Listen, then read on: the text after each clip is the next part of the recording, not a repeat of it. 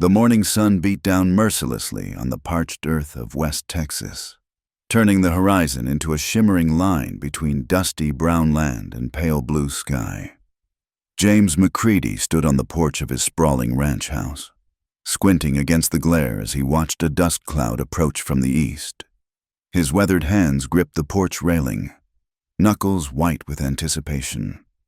Today, his mail-order bride would arrive. The Double M Ranch stretched for thousands of acres in every direction, a kingdom of scrub brush, cattle, and endless sky. McCready had built it from nothing over 20 years, fighting drought, Apache raids, and rustlers to create one of the most successful operations in the territory. He had everything a man could want, except companionship. The empty rooms of his house echoed with silence each night, and the few women in the nearby town of Bitter Springs had long since married or moved on to more civilized places. 6 months ago, in a moment of whiskey-fueled loneliness, he'd answered an advertisement in the St. Louis newspaper. Refined Eastern ladies seek matrimony with established Western gentlemen. The correspondence had been brief and businesslike. He'd sent money for passage and a modest sum for her troubles. Her letters spoke of hardship back east, of factory work and cramped boarding houses. She'd seemed eager enough to start fresh. The stagecoach finally rolled to a stop in front of the house, dust settling around it like a dirty shroud. The driver, old Pete, climbed down and stretched his back with a groan. "Got your delivery. McCready!" he called out, grinning to reveal tobacco-stained teeth. McCready descended the steps slowly, his spurs jangling with each measured stride. He'd dressed in his best, clean shirt, newer vest, boots polished to a dull shine.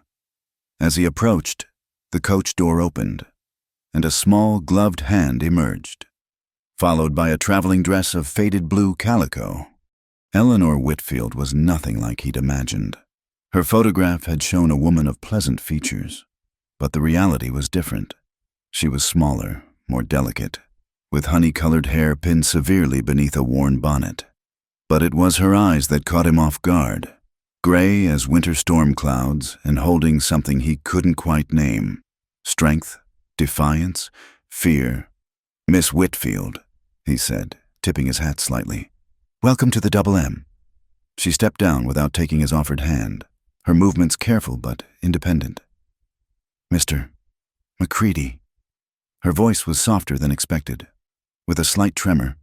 She looked around, taking in the vast emptiness, the rough-hewn buildings, the cowboys who'd stopped their work to stare. "It's larger than I expected." 15,000 acres, he said with pride. "Biggest spread this side of the Pecos." Something flickered across her face. He might have called it dismay if he'd been paying closer attention. But he was already calculating, assessing her like he would new stock. She seemed healthy enough, if a bit thin. Her hands, he noticed when she removed her gloves, showed signs of hard work. Good. Ranch life wasn't for the delicate. "Pedro!" McCready barked, and a Mexican hand hurried forward. "Take Miss Whitfield's trunk to the house. The blue room." As they walked toward the house, Eleanor's eyes swept the landscape, in every direction. The land stretched endlessly, broken only by distant mesas and the occasional twisted mesquite tree. A group of cowboys worked near the corral, breaking a young Mustang. Their whoops and the horse's frightened whinnies cut through the hot air. "You'll find it different from the east," McCready said, mistaking her silence for mere adjustment. "But it's good land. Honest land. A man can make something of himself here. And a woman." The question slipped out before Eleanor could stop it. McCready's stride faltered slightly. "A woman has her place. Running the house, raising children when they come. Good. Necessary work." The house was adobe and timber, built to withstand the harsh climate. Inside, it was cooler but sparse. Masculine furniture, no curtains, a layer of dust on everything despite the efforts of Maria, the Mexican cook. Eleanor moved through the rooms like a ghost, touching nothing, her presence seeming to shrink rather than fill the spaces. "Maria will show you the kitchen and such," McCready said. I expect meals at sunrise, noon, and sunset. The hands eat in the bunkhouse, but I take my meals here. You'll need to learn our ways quick. This ain't no Eastern tea party. I understand, Eleanor said quietly. She understood more than he knew. This wasn't a home. It was another type of prison, just with wider walls and bigger sky. That evening, after a silent supper of beef and beans that Eleanor had helped Maria prepare, Macready laid out his expectations. She sat across from him at the rough wooden table, back straight, hands folded. I paid good money for your passage, he began, not unkindly, but with the tone of a man discussing a business transaction. I need a wife who can handle ranch life. Up before dawn, working till past dark. Can you do that?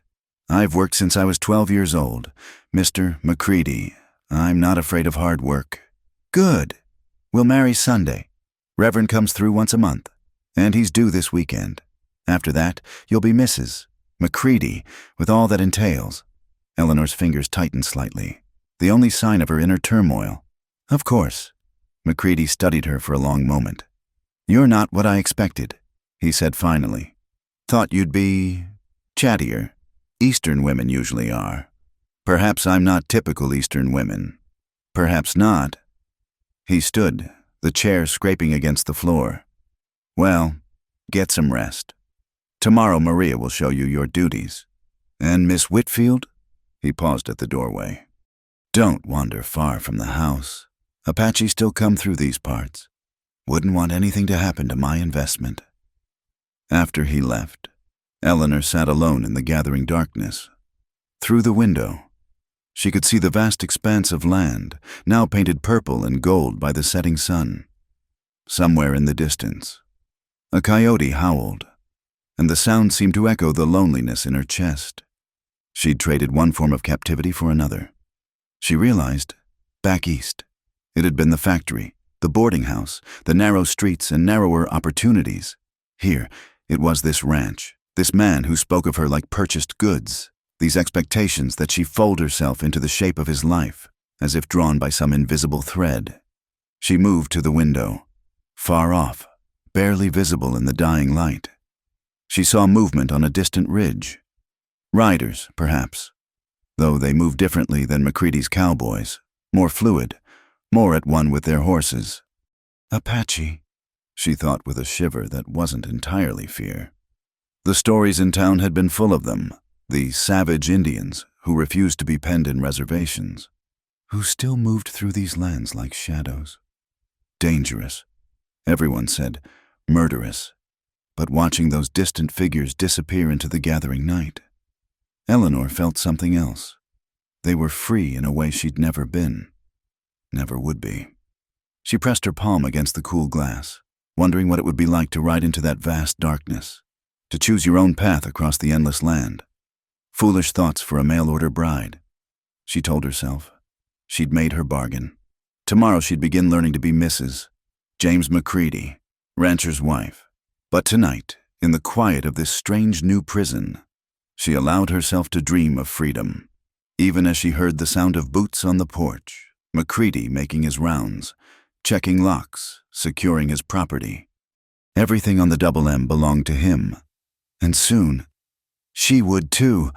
The coyote howled again, closer this time, and Eleanor closed her eyes, trying not to think about cages, whether they were made of city brick or desert sand. Retry D.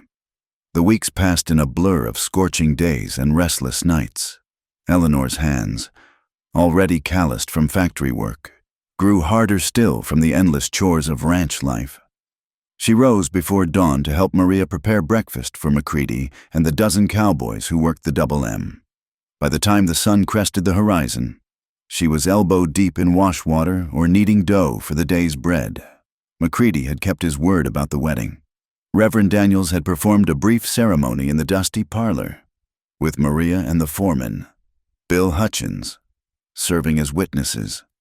Eleanor wore her best dress, the same faded blue calico she'd arrived in, while Macready hadn't even bothered to change out of his work clothes.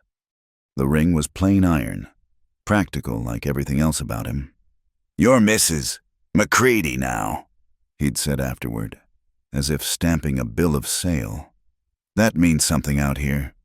What it meant, Eleanor quickly learned, was more work and less freedom than ever. McCready expected his meals precisely on time, his clothes mended before he noticed the tears, his house kept despite the constant battle against dust and wind. He spoke to her mainly in commands. "Coffee's cold. Need my brown shirt fixed. Tell Maria we need more beef from the smokehouse." The scorching August sun had given way to September's slightly cooler burn. Eleanor's skin, once pale from years inside factories, had turned brown despite her bonnet. Her dresses, the few she'd brought, were bleached by sun and worn thin by washing. McCready hadn't offered to buy her new ones, and she hadn't asked. One morning, McCready announced they'd go to town for supplies. "Need salt and flour, few other things. You can come if you keep quiet and don't dawdle." Bitter Springs barely deserved the name town. A single main street hosted Garrett's General Store, a saloon, a boarding house that doubled as a brothel, and a few other establishments clinging to existence. The weekly trip for supplies was the only break in Eleanor's routine, and despite McCready's coldness, she looked forward to it.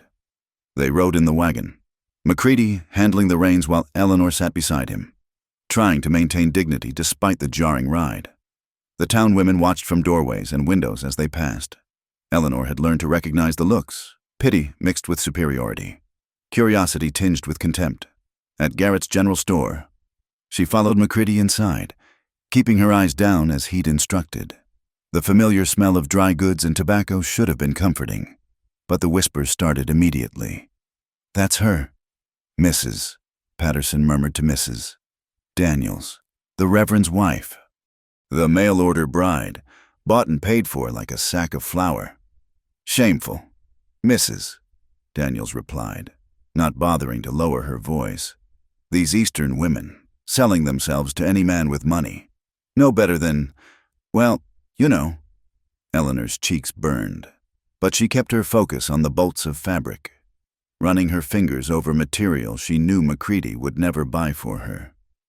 He was at the counter, discussing cattle prices with Mr. Garrett, oblivious to or uncaring about his wife's humiliation. "Can't expect much else." "Mrs." Patterson continued. "What decent woman would answer those advertisements? Probably ran from some scandal back east." The tears came without warning, hot and shameful. Eleanor turned toward the window, pretending to examine something on the shelf, trying to compose herself. Through the blurred glass, she saw a figure across the street, tall, still, watching. He was Apache. That much was clear from his long hair and traditional dress, though he wore some American clothing too, a mix that marked him as one of those who moved between worlds. His face was weathered but not old, perhaps 35 summers. But it was his eyes that held her, dark, steady, seeing her tears but offering no pity, only understanding.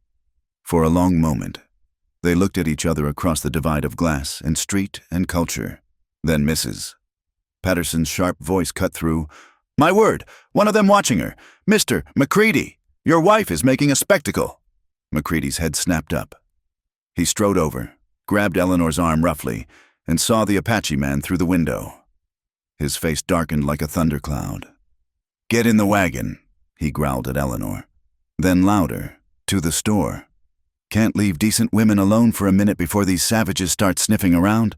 James." "Mr." Garrett said carefully. "That's Samuel Littlecrow. He trades here regular. No trouble from him. Don't care what he calls himself." McCready spat. "Apache is Apache. They see a white woman, they get ideas." Eleanor found herself pushed toward the wagon, McCready's grip leaving bruises on her arm. As they drove away, she risked one glance back. The Apache man, Samuel Littlecrow, still stood there, watching their departure with an expression she couldn't read. That night, McCready's anger simmered through dinner. "You encouraged him," he said finally, though Eleanor had been silent throughout the meal. Looking out windows, drawing attention. A proper wife keeps her eyes down. "I was only..."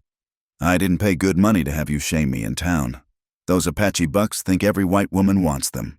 Probably telling stories right now about McCready's wife making eyes at him. Eleanor bit her tongue, knowing protest would only fuel his rage.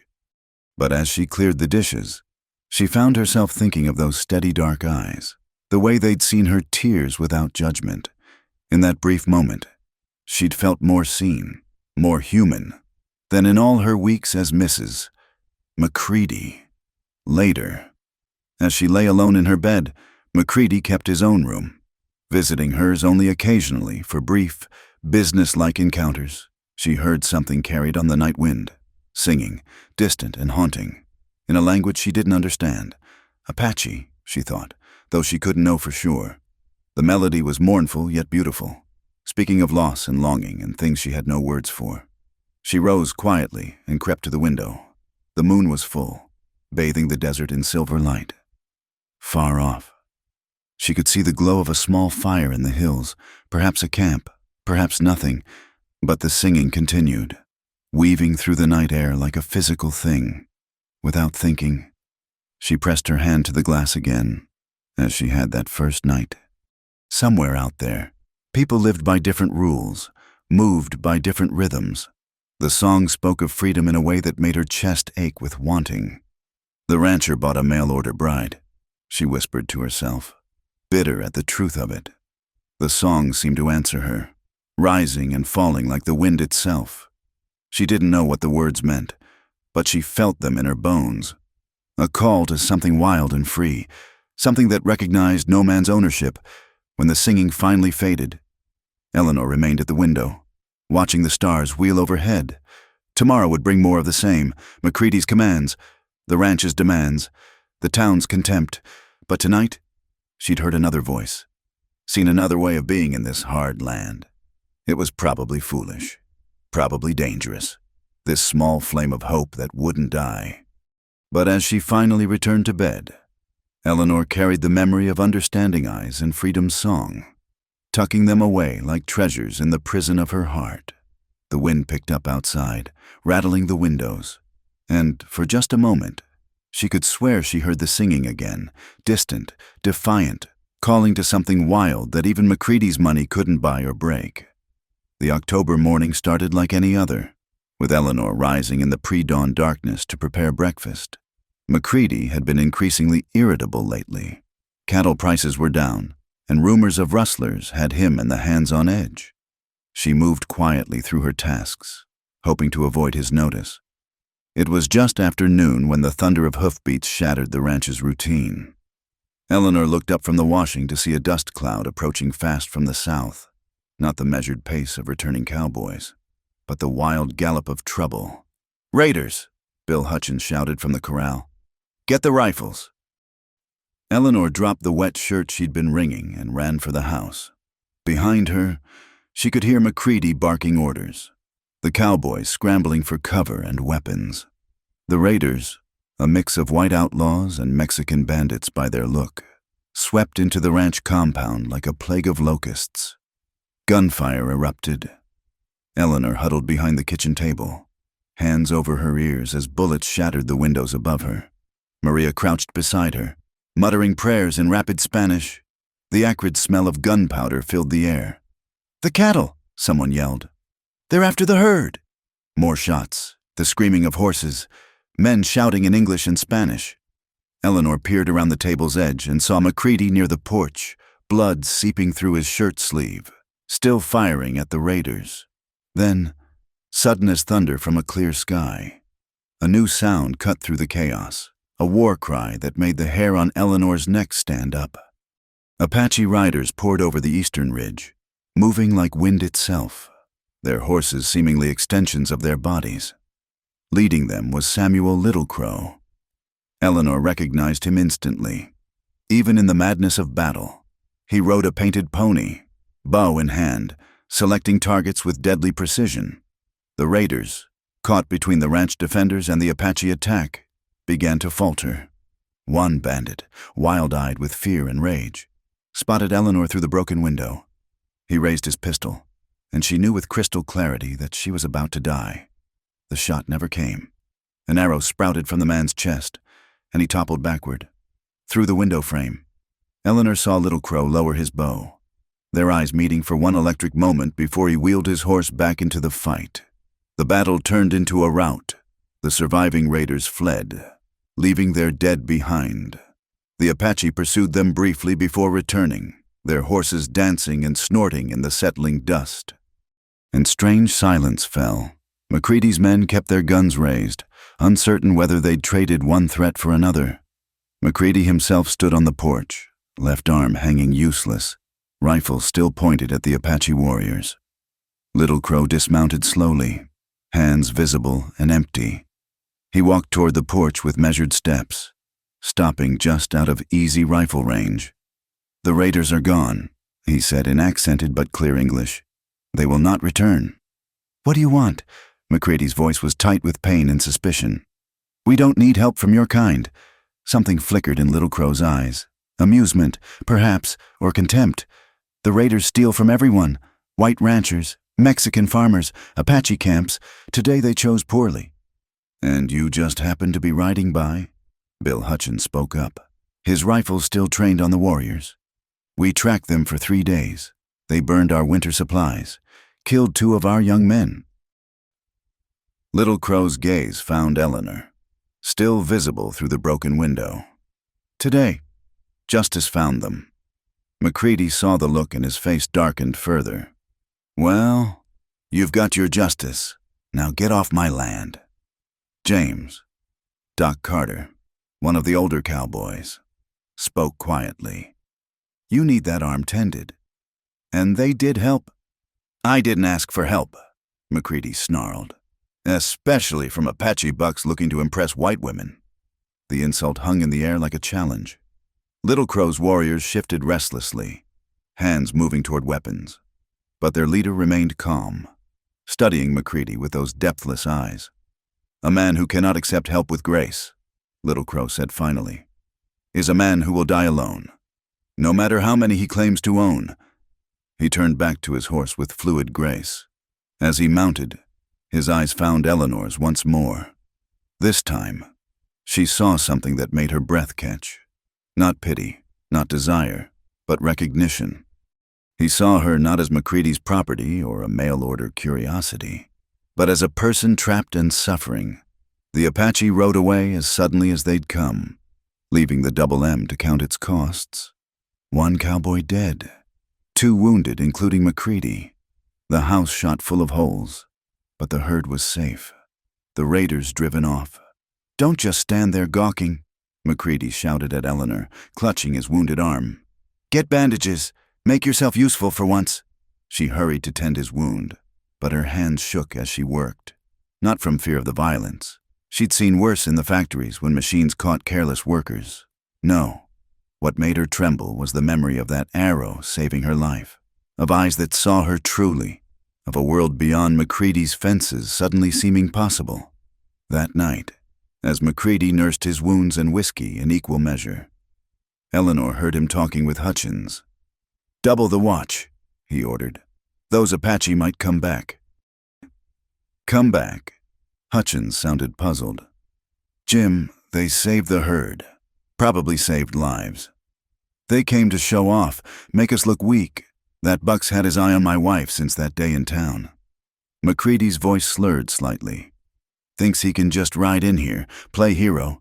I see his game." Eleanor, listening from the kitchen, felt anger rise in her throat. Everything was possession with him, control and ownership. He couldn't conceive that anyone might act from honor or shared humanity. In his mind, even saving lives was reduced to a scheme to steal his property.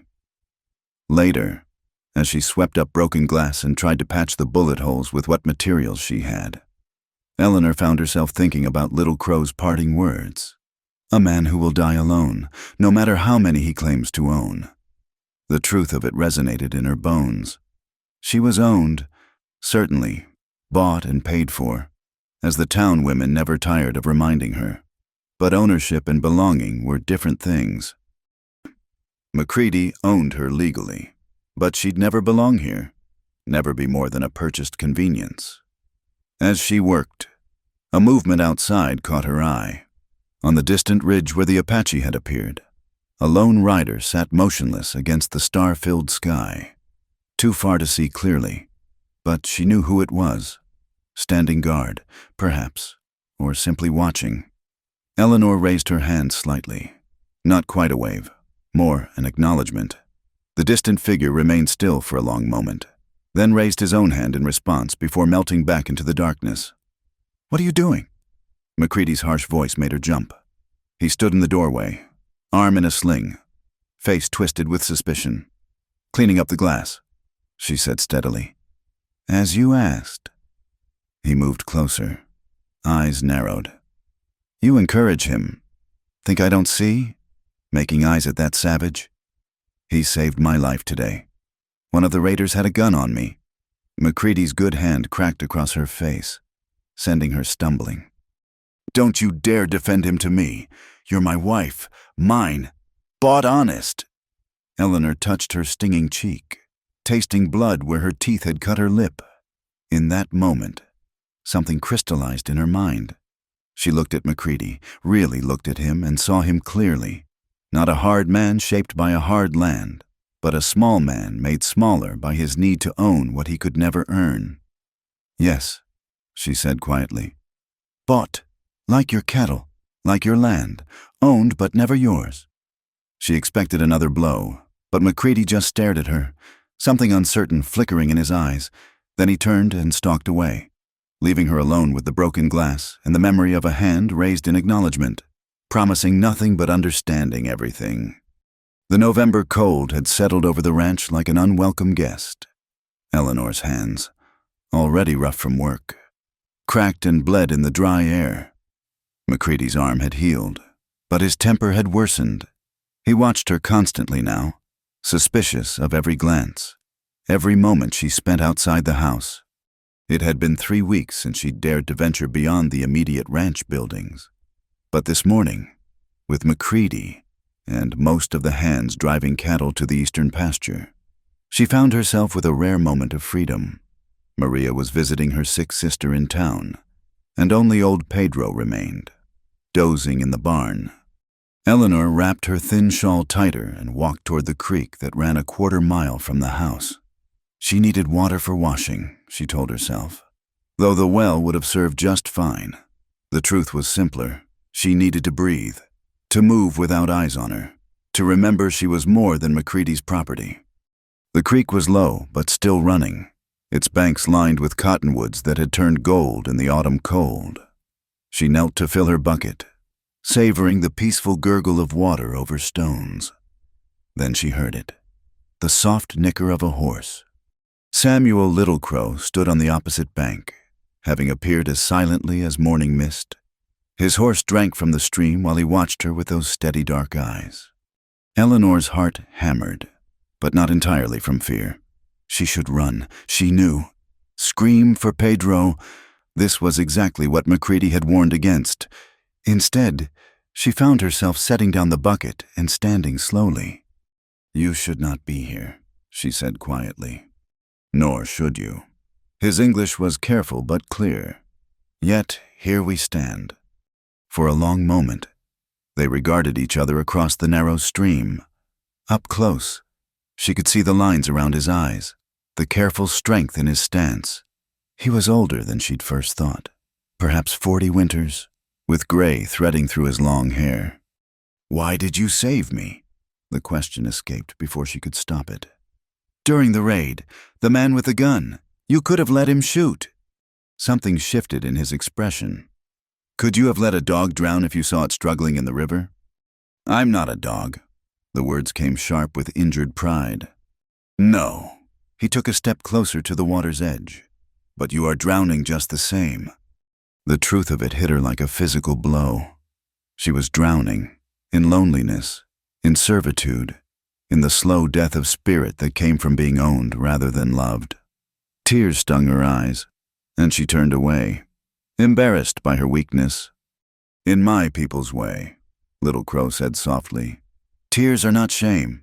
They are the spirit's way of speaking when words fail." Eleanor found herself talking then, words spilling out like water through a broken dam. She told him about the factories back east, the desperation that drove her to answer McCready's advertisement, the slow realization that she'd traded one prison for another. He listened without judgment, occasionally nodding, his presence solid and calm as the ancient cottonwoods. "I know about cages," he said when she finally fell silent. "The white men tried to put us in one they called reservation, said it was for our good, our protection, but a cage is a cage, whether made of wire or promises. You escaped. Some of us, we live in the old ways, in the hidden places, free but hunted. It is not an easy path." He paused, studying her. "But it is our path, chosen not given." They talked as the sun climbed higher, careful conversations about the land, the seasons, the herbs that grew wild along the creek. He showed her which plants could heal wounds, which roots could ease hunger. She found herself laughing when he mimicked the pompous turkey that strutted near his camp, then caught herself, hand flying to her mouth. When had she last laughed? "Your husband does not make you laugh." It wasn't a question. "He doesn't make me anything except tired." The bitter truth slipped out. "I'm just another thing he owns, like his horses. No, he treats his horses better." Little Crow was quiet for a moment. Then, "Among my people, a woman is not owned. She chooses her path, her partner. If she is unhappy, she can leave, take her children, her belongings, find another way. White women don't have that freedom. All people have that freedom. Some just pay a higher price for it." The sun was directly overhead now. Eleanor knew she'd been gone too long, that Pedro might wake and notice. "I should go." Yes, but Little Crow made no move to leave. "If there is trouble, follow the creek upstream, where it forks around the red rock. Take the north branch. My people camp 2 miles beyond." "I couldn't. McCready would—" "McCready owns a piece of paper. He does not own the choices you make in your heart." Eleanor grabbed her bucket, needing the familiar weight of duty to anchor her against the dangerous hope his words stirred. "You don't understand. He bought me, legally. If I ran, he'd have the law after me. They'd drag me back. Perhaps. Or perhaps you would find that the law's reach ends where the desert begins." He mounted his horse with that fluid grace she'd noticed before. "Think on this. What is the price of your spirit? Is it more or less than what he paid for your body?" He was gone before she could answer, melting back into the landscape as if he'd never been. Eleanor hurried back to the house, bucket sloshing, mind churning with thoughts that felt like rebellion. That evening, McCready returned in a foul mood. Cattle prices were still falling, and he'd had to let 2 hands go. He scrutinized Eleanor throughout dinner, eyes narrowed. "You were gone a long time getting water," he said finally. "The creek was low. I had to find a deeper spot. Pedro said you were gone near 2 hours. Eleanor kept her hand steady as she served his coffee. "Pedro sleeps most of the day. His timing isn't reliable." McCready's hand shot out, grabbing her wrist. "Don't lie to me, woman. You meet someone out there?" No, it was truth. In a way, she hadn't planned to meet anyone. He studied her face, searching for deception. "Finally." He released her, but his eyes remained cold. "You forget yourself sometimes. Forget what you are. I paid good money for you. Don't make me regret my investment." That night, Eleanor lay awake thinking of freedom, of choices, of a camp beyond the red rock where women weren't owned. Through her window, she watched clouds scud across the moon and wondered if Little Crow watched the same sky. The rancher had bought a mail-order bride, yes, but what he'd purchased was a body, a pair of hands, a name on a marriage certificate. He couldn't buy what mattered. The wild hope that still beat in her chest like a caged bird, the memory of laughter by a creek, the knowledge that somewhere beyond his fences, another life waited. She pressed her palm to the cold window glass and whispered the words that had become her secret rebellion. At dawn, I choose. Not him, not this. At dawn, I choose freedom. The wind answered her, rattling the windows with promises of change. 3 days later, McCready's suspicions erupted into rage. One of the remaining cowboys, Tom Garrett, had mentioned seeing Apache tracks near the creek. It was innocent enough. Tom was simply reporting what he'd seen, but McCready's paranoid mind connected dots that formed a picture of betrayal. Eleanor was kneading bread when McCready stormed into the kitchen, his face dark with fury. Without warning, he grabbed her flour-covered arm and spun her around. "You've been meeting him." Not a question, an accusation. "I don't know what you mean," but her voice trembled, betraying her. "The Apache, Little Crow." Tom saw the tracks. 2 horses by the creek, one shod, one not. His grip tightened painfully. "You think me a fool? James, please." The back of his hand caught her across the cheek, sending her stumbling against the table. "Don't lie to me. I saw how he looked at you, how you looked back. My own wife, making me a laughingstock." Eleanor tasted blood, felt the familiar throb of bruised flesh. But something had changed in her since that morning by the creek. Instead of cowering, she straightened, meeting his eyes directly. "What if I did speak to him? What sin is there in words?" McCready's face went purple. "What sin? You're my wife. Mine. No decent woman speaks to Apache bucks. No decent man strikes his wife." The defiance came from some deep place she'd thought beaten down. "No decent man treats her like livestock." This time, his fist was closed. Eleanor's world exploded in pain and darkness. When she woke, she was in the root cellar, her hands bound, her face throbbing. Thin lines of light between the floorboards above told her it was still day. She could hear McCready pacing, ranting to someone. Bill Hutchins, by the sound of the replies. "Keep her locked up till she learns." McCready was saying, "No food for 2 days. That'll cure her Apache fever. So, Jim, be reasonable. She's your wife. She's property that's forgotten its place. Would you let a horse kick you without breaking it proper?" Eleanor closed her eyes, fighting despair. The cellar was cold, dark, smelling of potatoes and damp earth. Her shoulders ached from the rope binding her wrists. But worse than physical pain was the crushing weight of her situation. McCready would never let her go now. She'd challenged him, wounded his pride. He'd watch her every moment, lock her up at the slightest provocation. Hours passed. The lines of light faded as night fell. Eleanor dozed fitfully, jerking awake when mice scurried over her feet.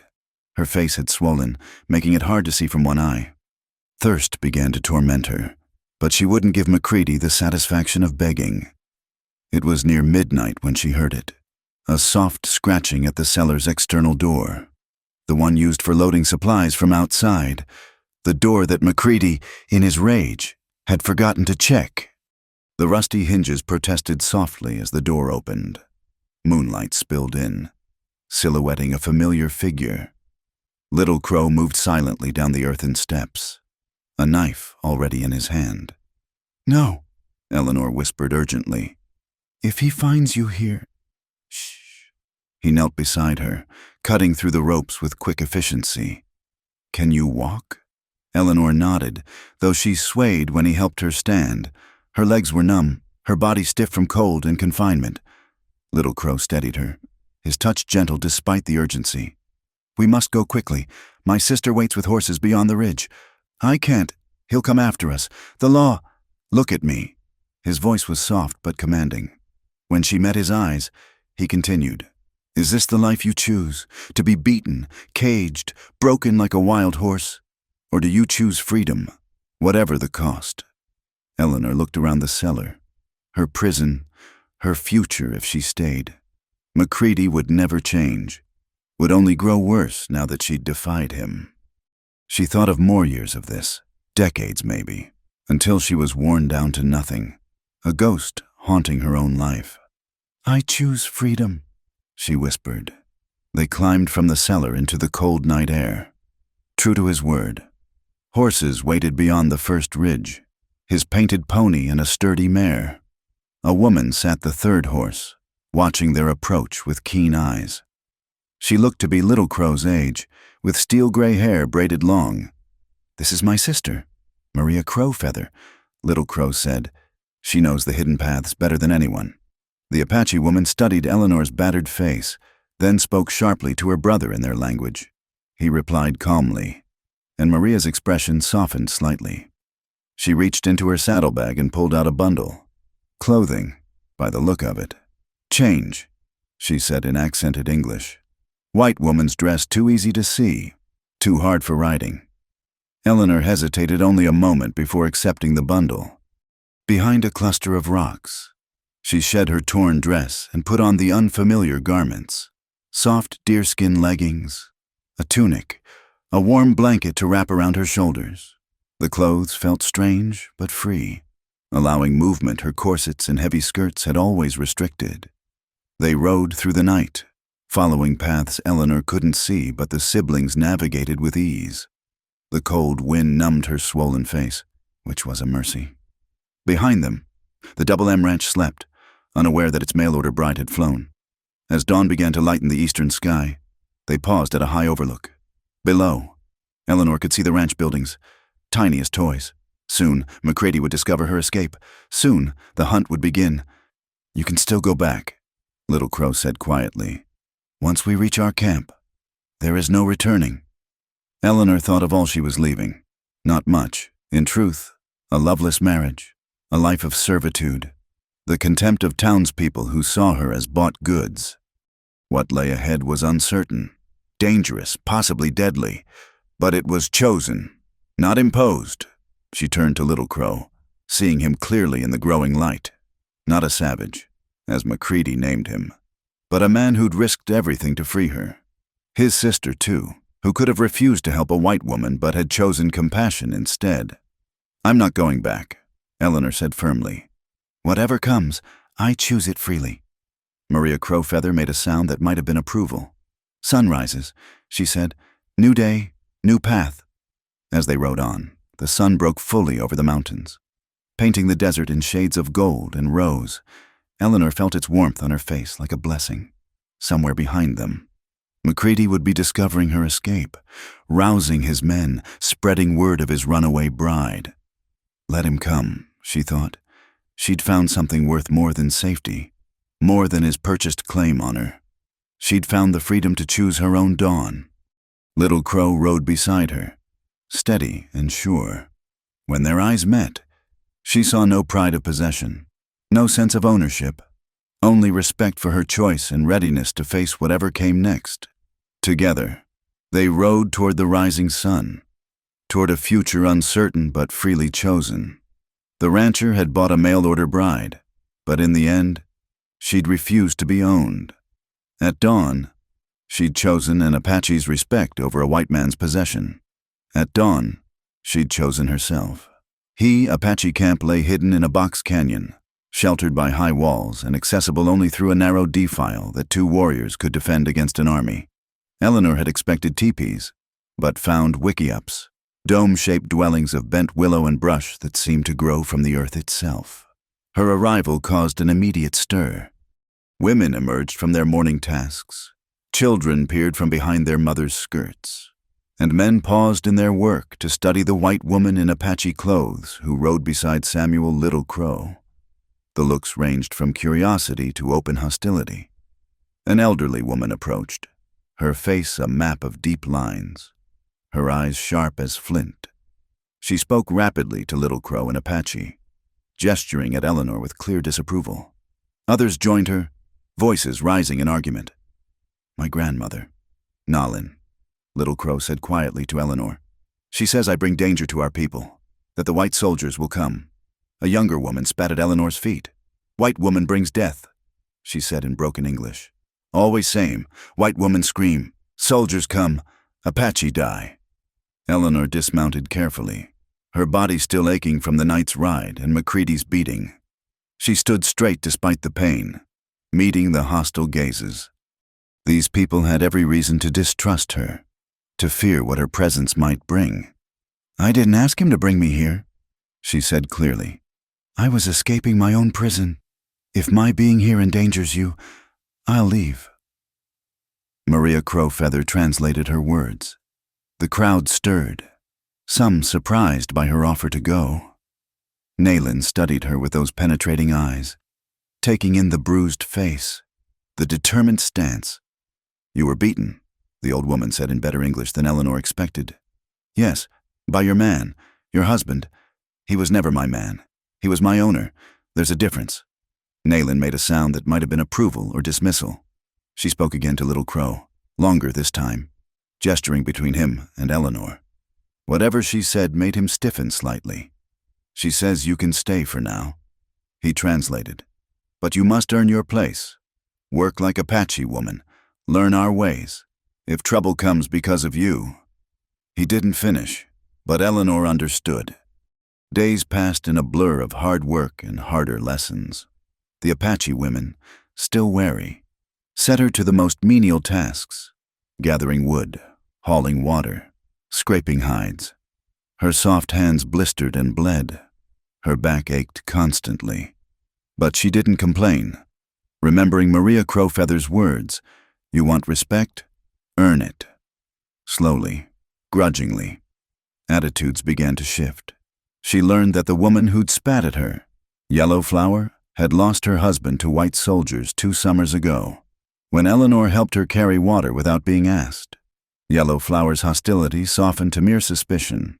Small victories, but victories nonetheless. Little Crow kept his distance during the days, but in the evenings he would sit with her by the communal fire, teaching her words in Apache, explaining their customs. She learned that he'd been married once, his wife killed in a cavalry raid 10 years ago. He'd never taken another wife, unusual among his people. "Why did you really help me?" she asked one evening as they watched the stars emerge. "You remember the day in the town? You were crying, but you didn't bow your head. You looked at me like a person, not an animal. Most whites, they see Apache, they see savage. You saw a man." He paused. "And I saw a woman with a wild spirit trapped in a cage. It seemed wrong to leave you there." The peace couldn't last. 2 weeks after Eleanor's arrival, a scout rode in with the news that made the camp erupt in urgent activity. McCready had indeed raised the alarm. Claiming his wife had been kidnapped, he'd gathered a posse of cowboys and townsmen, and worse, the army was sending a patrol from Fort Grant. "We must move the camp," Maria Crowfeather announced. "Go deeper into the mountains." But Nolin shook her head. "Winter comes. The deep mountains will kill the children faster than bullets." Arguments raged through the night. Some wanted to send Eleanor back, to claim she'd been found wandering. Others, surprisingly, including Yellow Flower, argued against it. "She chose us," Yellow Flower said fiercely. "We don't give back our people to be beaten." Finally, Little Crow stood. "I will go to them. Tell them she's here by choice. Maybe they listen." "They won't," Eleanor said with bitter certainty. "McCready's pride is wounded. He wants property returned, not a wife. He'll never stop." "Then what do you suggest?" Nayland asked, those sharp eyes boring into Eleanor. Eleanor thought of McCready's rage, his possessive fury. She knew him perhaps better than anyone here. He wouldn't stop until he had her back or saw her dead, unless— "Let me go to them," she said. "Not to return, to face him, to tell the truth before witnesses, the army, the townspeople, how he beat me, locked me in a cellar, make them see I fled, wasn't taken. They won't believe you," Maria Crowfeather said gently. "White men don't listen to women, especially women who choose Apache." "Maybe not. But some might, and if I shame him publicly, if I make him look like the brute he is." Eleanor took a breath. "His pride matters more than I do. If keeping me means admitting he drove me to flee, he might let me go." The debate continued, but Eleanor saw something shift in Nayland's expression, a glimmer of respect for her willingness to face danger for the camp's safety. The next morning, as dawn broke over the canyon, a decision was reached. Eleanor would meet the approaching posse, but not alone. Little Crow and several warriors would shadow her, ready to intervene if needed. It was dangerous, for all of them, but less dangerous than running or fighting. Eleanor prepared carefully, putting back on her torn white woman's dress over the Apache clothing. The contrast was deliberate, showing both who she'd been and who she was choosing to become. Yellow Flower surprised her by pressing a small knife into her hand. "Hide it," she said simply, "just in case." As Eleanor mounted the mare to ride out, Little Crow caught her reins. "You don't have to do this. We can still run. Find another place." "No," Eleanor said firmly. "I've run enough. It's time to stand and choose. Whatever comes." He studied her for a long moment, then nodded. "At dawn, you chose freedom. Now you choose courage. You would make a good Apache woman." Eleanor felt tears prick her eyes at what, from him, was the highest compliment. As they rode from the hidden canyon, she thought about the twists that had brought her here, from Eastern Factory to Western Ranch to Apache Camp. Each step had been about survival, until now. Now, it was about something more. The rancher had bought a mail-order bride, expecting obedience. Instead, he'd purchased his own humiliation. At dawn, she'd chosen an Apache's embrace over his ownership. Now, she would stand before him and the world, declaring that choice. Whatever came next, she was no longer property. She was Eleanor, woman of two worlds, choosing her own path. The confrontation came at Skeleton Ridge, a barren stretch of rock and sand halfway between the Apache camp and the Double M Ranch. Eleanor saw them first, a dust cloud resolving into riders. McCready at the front beside a cavalry lieutenant, followed by townsmen and cowboys. Her heart hammered, but she held the mare steady, waiting. They spotted her and spurred forward, spreading out in a semicircle. McCready's face was triumphant until he saw she was alone, unbound, holding her own reins. Confusion flickered across his features, then darkened to rage. "Eleanor!" He dismounted, striding toward her. "Thank God we'd found you. Come here, woman." She stayed mounted, looking down at him. "I wasn't lost. James, I left." The lieutenant, a young man with kind eyes, shifted uncomfortably. "Ma'am, are you hurt? Did anyone harm you?" "Look at her face," McCready snarled. "Those savages beat her. Probably worse." She's not thinking clear. Eleanor touched her still swollen cheek. "These bruises came from my husband's fist. Lieutenant, he locked me in a root cellar for speaking to another human being. I escaped because I feared for my life." "Lies." McCready's hand went to his gun. "The Apache have filled her head with lies. She's my wife. Lieutenant Carson. I have rights." "Rights to what?" Eleanor's voice carried across the desert air. "To beat me, to cage me, to treat me worse than you treat your horses." She looked at the gathered townsmen, recognizing several. "Mr. Garrett, you were there when the women mocked me for being a mail-order bride. Did any of you think what that meant? To be bought like goods, shipped like cargo?" Some of the men shifted uneasily. Mrs. Patterson's husband looked away. Lieutenant Carson raised a hand. "Ma'am, these are serious accusations. But regardless, you can't stay with the Apache.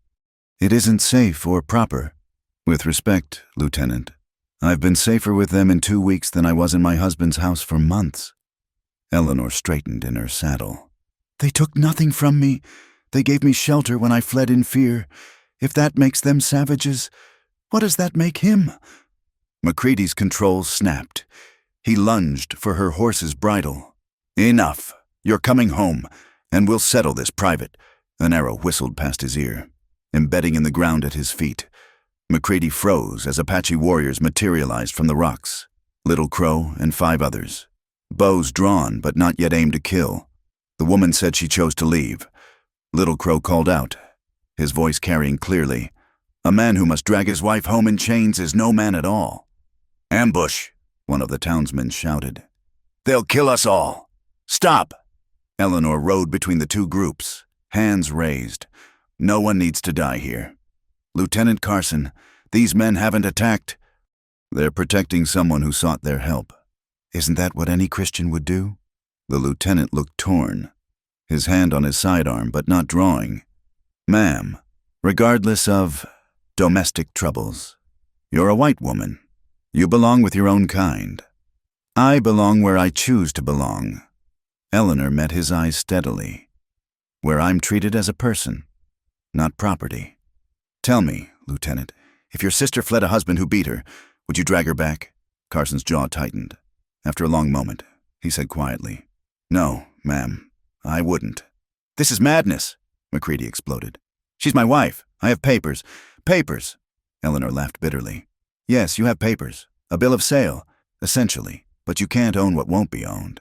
James!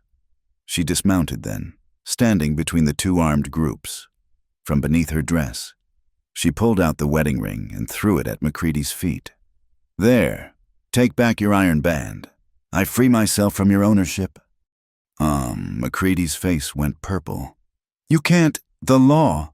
What law protects a woman from her husband's fists? Eleanor turned to address the gathered men. How many of you have wives?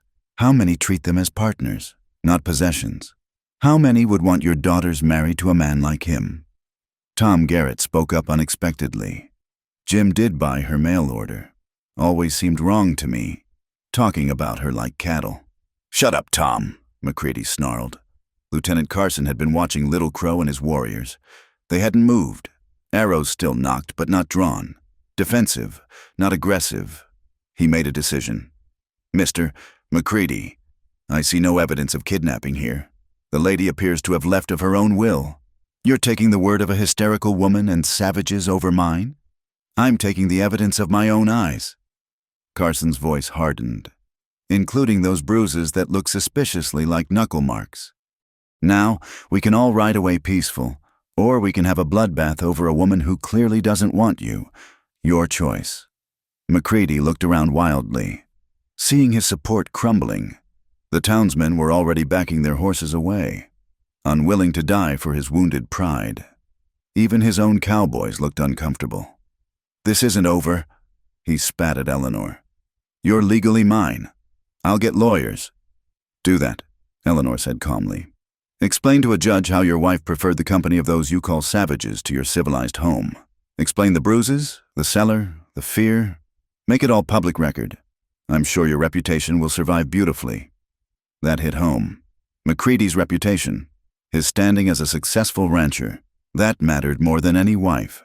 His face cycled through rage, calculation, and finally, a cold acceptance. You want to be a squaw? Fine, but when they tire of you, when you come crawling back, you'll find no welcome at the Double M. He mounted his horse roughly. She's made her choice. Boys, let the savages have her. As the posse began to withdraw, Lieutenant Carson lingered. Ma'am, are you certain? The life you're choosing is mine to choose. Eleanor finished. For the first time in my life. Lieutenant, surely that's what America promises, freedom? Carson touched his hat. Perhaps it is. God be with you, ma'am. He wheeled his horse and followed the others. As the dust settled, Eleanor found herself shaking. Little Crow had dismounted and stood beside her, not touching but close enough that she felt his solid presence. You have courage, he said simply. I was terrified. Courage is not the absence of fear. It is choosing to stand despite it. They watched McCready's party disappear into the desert haze. Eleanor knew this wasn't truly over. McCready would nurse his grudge. Perhaps try again. But for now, she'd won something precious. The right to choose her path. Come, Little Crow said gently. The camp will want to hear, and Nayland will have many questions about whether you're worth the danger you bring. Eleanor smiled slightly. And what will you tell her? That you stood between warriors and soldiers and chose peace. That you faced the man who claimed to own you and broke his claim with words sharper than arrows. He paused. That perhaps the spirit sent you to us for reasons we don't yet understand. As they rode back toward the hidden canyon, Eleanor felt something shift inside her chest. The fear was still there, an uncertainty about the future. But beneath it was something stronger, a fierce joy in her own agency, in having stood up and declared herself free. The rancher had bought a mail-order bride, but she had purchased her own freedom with courage. At dawn, she would wake in a place she'd chosen, among people who saw her strength rather than her value as property. She was no longer Eleanor Whitfield Macready, mail-order bride. She was simply Eleanor, woman of courage, choosing her own dawn. Winter came to the mountains like a quiet blessing, blanketing the Apache camp in pristine snow. 6 months had passed since Eleanor's confrontation with Macready at Skeleton Ridge. The woman who now answered to the Apache name Dawn-choosing, Dagot-E in their tongue, bore little resemblance to the frightened mail-order bride who'd arrived at the Double M Ranch. Her hands, once soft despite factory calluses, were now strong and capable. Her pale skin had taken on a golden hue. Her hair hung in long braids adorned with beads that Yellow Flower had gifted her. Most remarkably, her eyes held peace instead of fear. The camp had moved twice since autumn, staying ahead of army patrols and winter's worst storms. They'd settled now in a sheltered valley where hot springs steamed in the cold air, providing warmth and healing waters. Eleanor, Dagot-E, had earned her place through seasons of hard work and quiet determination. This morning, she knelt beside Nalin, learning the old woman's healing arts. They ground dried herbs between stones, mixing preparations for winter ailments. The work was precise, meditative, worlds away from the frantic factory labor of her past. "Your hands remember now," Nalin observed. "Not think, just know, this is good." Eleanor smiled, understanding the compliment. In the beginning, she'd overthought everything, trying too hard to prove herself. Now the rhythms of Apache life flowed through her naturally. The pre-dawn rising, the communal work, the evening stories around the fire. "Dagot-E!" Yellow Flower called from outside. "Samuel returns." Eleanor's heart lifted. Little Crow had been gone for a week, scouting with other warriors to ensure their valley remained hidden. She emerged from the wickiup to see riders descending the snowy slope. Little Crow's painted pony in the lead. Their eyes met across the distance, and warmth spread through her chest. In the months since her escape, their connection had deepened from rescue to friendship to something neither had words for. Among the Apache, courtship was subtle, shared glances, small gifts, working side by side. Little Crow had been patient, letting her heal, letting her choose. As he dismounted, she noticed his serious expression. The other warriors looked grim as well. Bad news. Then, that evening, the council gathered. Little Crow reported that Macready had sold the Double M Ranch and left the territory. But worse news followed. The army was intensifying efforts to force all Apache onto reservations. Bands that had lived free for generations were being rounded up, confined. "How long before they find us?" asked Joseph Crow Dog. "One of the elders, 1 season, maybe 2. Little Crow replied, "The walls close in." Debate raged through the night. Some argued for going deeper into Mexico. Others spoke of fighting to the last. A few even suggested surrendering to the reservation, hoping for survival even in captivity. Eleanor listened silently until Nalin spoke her name. "Dagot-E, you lived in both worlds. What do you see?" All eyes turned to her. Once, such attention would have terrified her. Now she stood calmly, gathering her thoughts. "I've been in cages," she said slowly. "The factory was a cage. My marriage was a cage. Cages kill the spirit slowly, but they kill it surely." She met each gaze steadily. "But I also know that dead spirits can't sing. Whatever you choose it as free people. Don't let fear or anger make the choice for you." Yellow Flower stood next. "Dagot-E speaks truth. She chose the uncertain path and found freedom. Perhaps we must do the same." As discussions continued, Little Crow walked with Eleanor to the hot springs. Steam rose around them like spirits dancing in the cold night air. "I may have brought danger to your people," Eleanor said quietly. "If Macready hadn't raised such alarm, perhaps the army wouldn't—" "Stop!" Little Crow's voice was gentle but firm. "The army would come regardless. Our crime is not what we do, but who we are. Apache who refused to kneel." He turned to face her. "My only regret is that I cannot promise you safety, cannot give you the peaceful life you deserve." Eleanor stepped closer, placing her hand on his chest. "Samuel, I've had safety. Macready promised safety, a home, security, protection, but safety without freedom is just another kind of death. Even so, you could leave. Go east. Start fresh. You're white. Doors would open for you that are forever closed to us. And live knowing I abandoned people who took me in, who showed me what it truly means to be free. Eleanor shook her head. I made my choice at dawn that day you came for me. I choose it again every sunrise. Little Crow covered her hand with his, and for a moment they stood in perfect understanding. Then, breaking tradition with the directness of a man who might not have another chance, he spoke.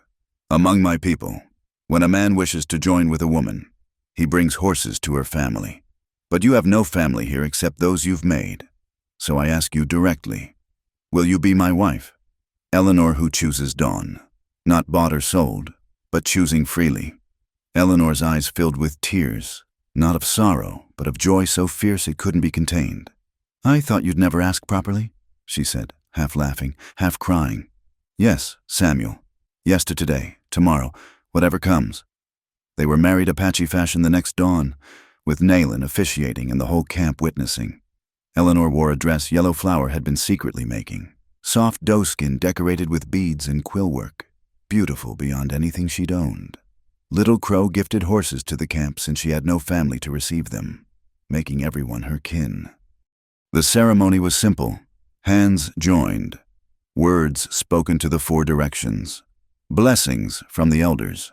But what Eleanor remembered most was the sunrise painting the mountains gold and rose, and Little Crow whispering, "At dawn, you chose freedom. Now, at dawn, you choose love." The celebration lasted all day, feasting, dancing, stories, even with the shadow of uncertainty hanging over their future. Joy refused to be dimmed. That night, as Eleanor lay in Little Crow's arms in their own wickiup, she thought about the journey that had brought her here. No regrets? He asked softly. How can I regret the path that led me to you? To this, she gestured at their simple dwelling. Their joined lives. Macready bought a bride expecting property. Instead, his cruelty gave me wings. Spring would bring challenges, perhaps flight, perhaps fight, certainly danger. The free Apache way of life was ending, crushed between American expansion and Mexican hostility. But tonight, Eleanor chose not to dwell on tomorrow's sorrows. She thought of the woman she'd been, frightened, trapped, believing she had no choices. That woman had died in a root cellar, reborn in an Apache camp. The transformation hadn't been easy or painless, but it had been hers. Tell me again, Little Crow murmured, already half asleep. Eleanor smiled, knowing what he wanted to hear. The rancher bought a mail-order bride, but she chose an Apache's embrace at dawn. She chose freedom over safety, love over ownership, courage over fear. And she lived. How did she live? His voice was drowsy, but content. Freely, Eleanor whispered. She lived freely. Outside their wickiup, snow began to fall again, soft and silent. The future remained uncertain, but the present was perfect. 2 souls who'd found each other across impossible divides, choosing love in a world that would call it wrong. In the morning, she would rise to face whatever came. But tonight, Dawn choosing rested in the embrace she'd chosen, finally and completely free. The rancher had thought he'd purchased submission. Instead, he'd inadvertently given her the chance to discover her own wild heart. And in the end, that wildness had led her home. Not to a place, but to a people. Not to safety, but to belonging. Not to ownership, but to love.